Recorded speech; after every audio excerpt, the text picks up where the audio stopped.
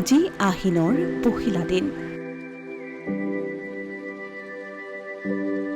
আহিনৰ লগে লগে আগমন ঘটিল ঋতুৰাণী শৰতৰ।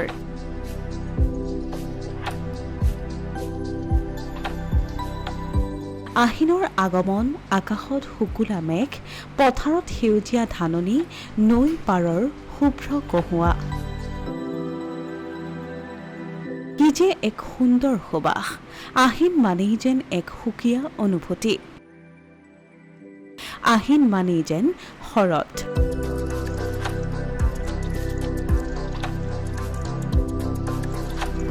আহিনৰ লগতে আহে দুৰ্গোৎসৱ।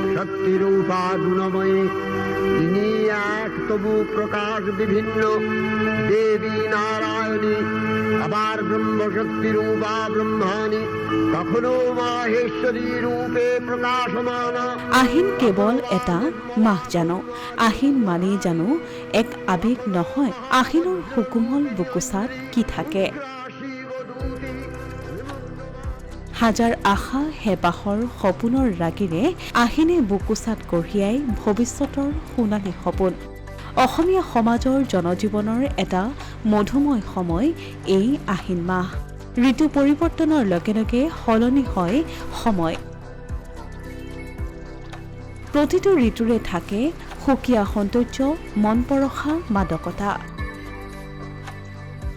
সেয়েহে শৰতৰ সুবাস লৈ আকৌ আহিল হেঁপাহৰ আহিন। দুবৰিৰ দলিচাত নিয়ৰৰ মুকুতা সানি চৌদিশে বিয়পি পৰিছে আহিনমহীয়া সুবাস।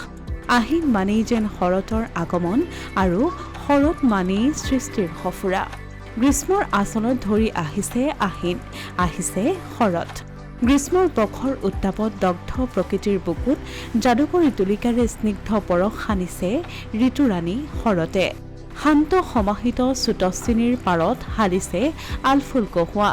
দুবৰি খুৱাই তলসৰা শেৱালিৰ শুভ্ৰ পাহিত জিলিকিছে নিয়ৰৰ মুকুতা। কবিৰ ভাষাত নীৰৱ হৈ উজলিছে আকাশ, প্ৰেম হৈ ফুলিছে শেৱালি, চিত হৈ নাচিছে কহুৱা। আহিনৰ চোতাল উপচাই ধৰালৈ আহিছে শৰৎ।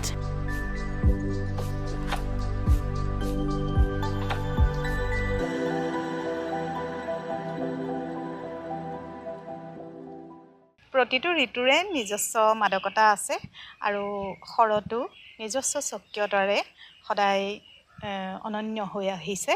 আৰু শৰৎ বুলি ক'লে আমাৰ মনলৈ আহে তলসৰা শেৱালি, আৰু নিয়ৰ সৰিলেই আমাৰ মনত পৰে শৰৎ অহা বুলি।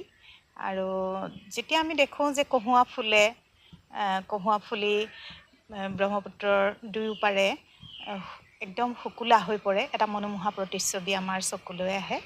আৰু বৰ্ষাৰ পিছত শৰতৰ বাবে আমি যেন বাট চাই থাকোঁ, কাৰণ প্ৰভু ভগৱন্তৰ যি লীলা ৰাসক্ৰিয়া এই শৰতৰ কালতে হয়।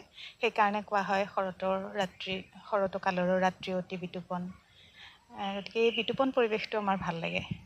কাজিৰঙা ৰাষ্ট্ৰীয় উদ্যান পুনঃ পৰ্যটকৰ কাৰণে অনাগত 1 অক্টোবৰত মুকলি কৰা হ'ব। আৰু পৰ্যটকসকলেও প্ৰতি বৰ্ষতে তেওঁলোকৰ অনুভৱ ব্যক্ত কৰে যে কাজিৰঙাৰ মাজলৈ গৈ ভাল লাগে। কাজিৰঙাত যেতিয়া শুকুলা কহুৱা ফুলবোৰ ফুলিব ধৰে, এটা মনোমোহা পৰিৱেশ হয় আৰু পৰ্যটকসকলো আনন্দিত হয়।